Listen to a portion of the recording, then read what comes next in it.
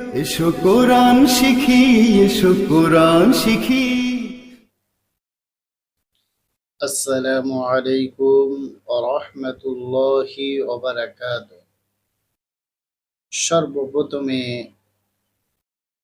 সকল স্টুডেন্টকে আমার সালাম, আসসালামু আলাইকুম ওয়া রাহমাতুল্লাহি ওয়া বারাকাতুহু। আলহামদুলিল্লাহ, দেখতে দেখতে আমরা 9 তাকতি শেষ করে আজকে আমরা 10 তাকতি পড়াতে চলেছি। আলহামদুলিল্লাহ, যারা পড়া বুঝতে পারছেন এবং কোন কোন জেলা থেকে ভিডিওগুলি দেখছেন অবশ্যই কমেন্টে তারা লিখে যাবেন কোন জেলা থেকে। তাহলে আমাকে বুঝতে আরো সুবিধা হবে যে কোথা থেকে আমার ছাত্রগুলো তারা ভিডিও দেখে পড়াশোনা করছে, তারা বুঝতে পারছে কিনা এটাও আপনারা বলবেন। বিসমিল্লাহির রহমানির রহিম। তাখতি নাম্বার 10।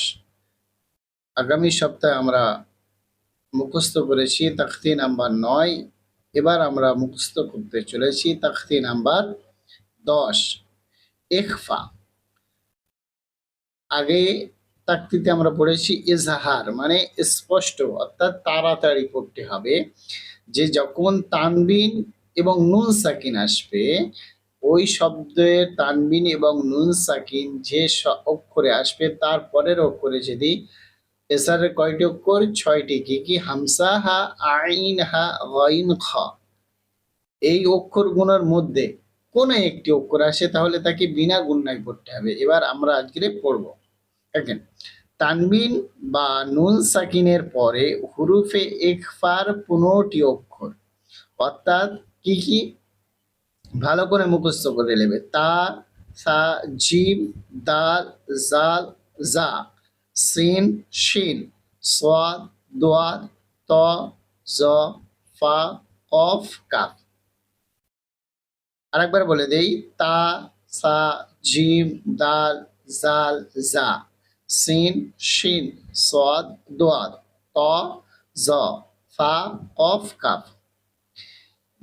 এর মধ্যে যদি কোনো একটি অক্ষর আসে, কোনো একটি অক্ষর আসে মানে কখনো তা আসতে পারে, কখনো শিন আসতে পারে, কখনো ত আসতে পারে, তাহলে তানবিন বা নুন সাকিনের আওয়াজকে, যে আওয়াজ হবে তাকে নাকে তুলতে হবে। কি তুলতে হবে? নাকে তুলে এক আলিফ পরিমাণ গুণনা করে পড়তে হবে। একে ইখফায়ে হাকিকি বলে। কি বলে? ইখফায়ে হাকিকি বলে। কায়দা বুঝতে পেরেছেন? এবার আমরা পড়ার দিকে চলে যাই। সকলেই আমার সাথে সাথে পড়েন। প্রথমে একবার রিডিং, তারপরে বানান বলে দেবো। আনতা মুনজিরু। এই যে নুন সাকিন, দেখেন কায়দা, দেখেন যে নুনের উপরে সাকিন থাকে তাকে নুন সাকিন বলে। নুন সাকিনের পরে কি অক্ষর এসে? তা এসে। কি অক্ষর এসে? তা এসে। তাহলে তা আসলে কি হবে? এখানে গুণনা হবে। তারপরে কি এসে? এটাও নুন সাকিন। নুন সাকিনের পরে আসলে জাল এসে, এটাও কি এক ফারক, তাহলে এখানেও গুণনা হবে। তাই জন্য দুই জায়গায় গুণনা আছে। হামসা নুন সাবর আং, নাকে আং, আং, তা সাবর তা, আং তা, মিম নুন পেশ মু, আং তা মুং, জালজের জি, তাহলে কি হয়? আং তা মুং জি, রপেশ রু, আং তা মুং জি রু। কিরামান কাতিবিনা। কাবসের কি? এটা কি? হারাকাত। কিরা, র আলিফ মাদ্দা, তাহলে কি হবে? এখানে এক আলিফ টান হবে। কিরা, এটা কি? তানবিন। তানবিনের পরে কি এসছে? ইকফার অক্ষর এসছে, কাপ এসছে। সেই জন্য এখানে কি করে পড়তে হবে? এক আলিফ পরিমাণ গুণনা করে পড়তে হবে। কিরামান কাতিবিনা। কাফের জবর কা, তাজের তি, বায়াজের বি, কাতিবি, নুন সাবর না, কাতিবিনা, কিরামান কাতিবিনা। কাফ নুন পেশ কুং, এটা কি? ইকফা। কেন? তা এসে দেয়। কুং গুন্না হচ্ছে কুং তাপেশ তু তাপেশ কুং তু র আলিফ জবর র, এটা আলিফ মাদ্দা কুং তু র, বা দু জবর বান কুং তু র বান।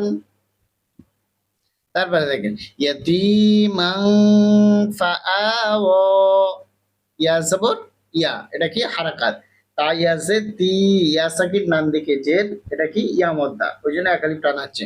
ইয়াতি মিম দু জবর মাং, কি হয় ইয়াতি মাং, গুন্না কি জন্য হচ্ছে এ ফাটা ইকফারক হতা है তাহলে ইয়াতি মাং ফা জবর ফা, ইয়াতি মাং ফা হামজা কাটা যাব আ, তাহলে কি হয় ইয়াতিমাং ফা আ, অ খাড়া জবর অ, ইয়াটা বাদ, তাহলে কি হয় ইয়াতিমাং ফা আ ও।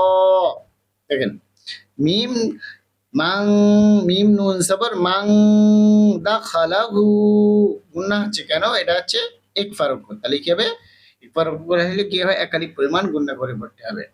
মাং দা খ জবর খ, মাং দা খ, লাম জবর লা, মাং দা খ লা, হাউলটা পেশ হু, মাং দা খ লা হু, হামজা নুন পেশ এখানে গুন্না আছে সা, হামজা নুন পেশ সাটা কি রক্ষর, তা সা এক ফারক কর, তাহলে সা মিং শাইইন, মিম নুন স্যার মিং শিনিয়া যাব শাই, মিং শাই হামজা দু স্যার ইন, মিং শাইইন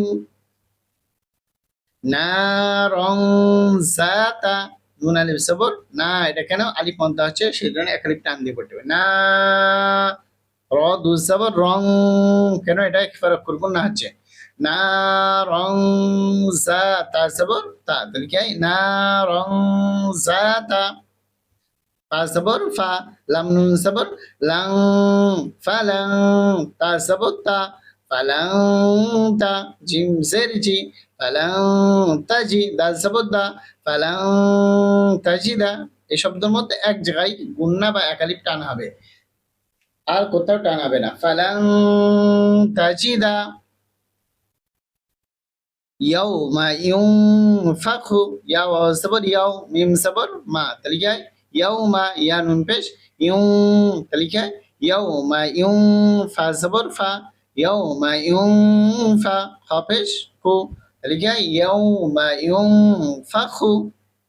মান তাগা, মিম নুন জবর মান, ত জবর ত, তাহলে কি হয় মান ত, গাইন খাড়া জবর গ, মান তাগা, আইন নুন জবর আং, দয়ফি, এখানে দোয়ারটা কি অক্ষর একফার অক্ষর, আং দয়, দয় এটা কি কায়দা ইয়া আলিন, ইয়া সাকিন ডান দিকে জবর থাকলে তাকে কি বলে ইয়া আলিন বলে।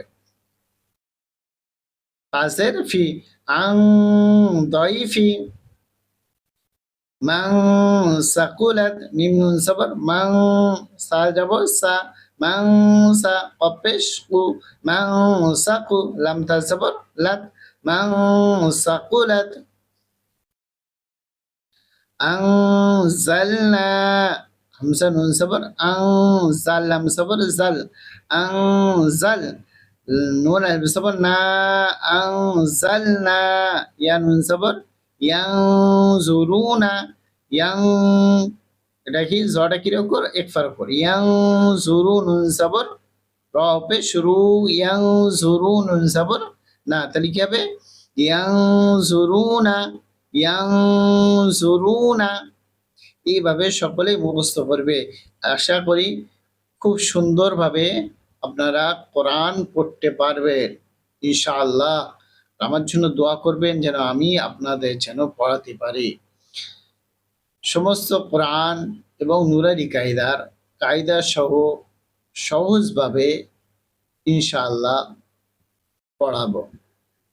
আপনারা দোয়া করবেন আমার জন্য যেন আগামীতে আরো সুন্দরভাবে যেন পড়াতে পারি, সেই তৌফিক দান করে সকলে বলি আল্লাহুম্মা আমিন। আসসালামু আলাইকুম।